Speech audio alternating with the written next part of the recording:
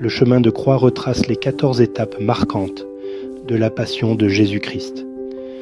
Première étape, Jésus est condamné à mort par Pilate. Cette condamnation injuste marque le début de son chemin de souffrance.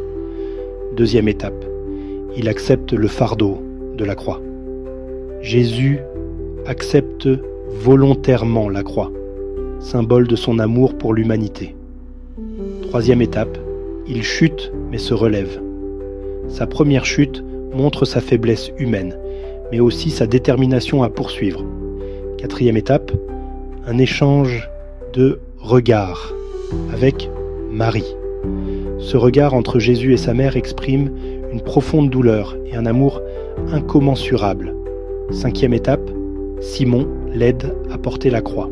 Simon de Cyrène est contraint d'aider Jésus, symbolisant l'aide que nous devons apporter à ceux qui souffrent. Sixième étape, Véronique essuie son visage. Véronique, par son geste de compassion, montre que même dans la souffrance, des actes de bonté sont possibles. Septième étape, il tombe à bout à nouveau. La deuxième chute de Jésus montre l'ampleur de sa souffrance et de son épuisement. Huitième étape, il console les femmes de Jérusalem. Malgré sa propre souffrance, Jésus trouve la force de consoler les autres.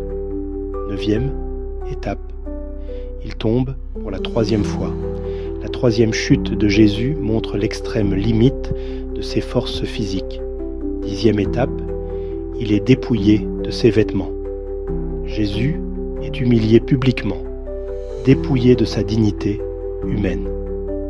Onzième étape, il est cloué sur la croix. Les clous transpercent ses mains et ses pieds, infligeant une douleur indescriptible. Douzième étape, Jésus meurt sur la croix. Sa mort est le point culminant de son sacrifice pour l'humanité.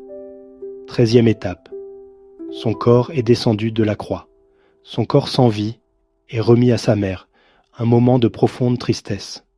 14e étape, il est mis au tombeau. Jésus est enterré, mais c'est aussi le prélude à sa résurrection. Que cette méditation des 14 étapes du chemin de croix renforce notre foi et notre compréhension du sacrifice du Christ.